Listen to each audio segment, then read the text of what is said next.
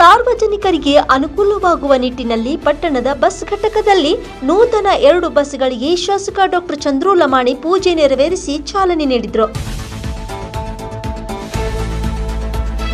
ನೂತನ ಬಸ್ ಸೇವೆಯಿಂದ ಸಾರ್ವಜನಿಕರು ಶೀಘ್ರವಾಗಿ ತಮ್ಮ ನಿಗದಿತ ಸ್ಥಳಗಳಿಗೆ ತೆರಳಲು ಅನುಕೂಲವಾಗಲಿದೆ. ಜೊತೆಗೆ ಯಾವುದೇ ರೀತಿಯಲ್ಲಿ ಸಾರಿಗೆ ವ್ಯವಸ್ಥೆಯಲ್ಲಿ ತೊಂದರೆಯಾಗದಂತೆ ಕ್ರಮ ವಹಿಸಿ ಅಂತ ಸಾರಿಗೆ ಅಧಿಕಾರಿಗಳಿಗೆ ಸೂಚನೆ ನೀಡಿದರು.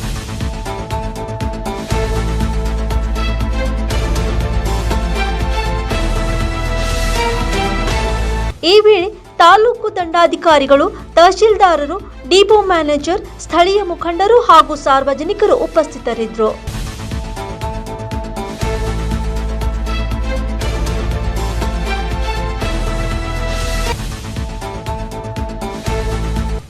Rise of news Gadag.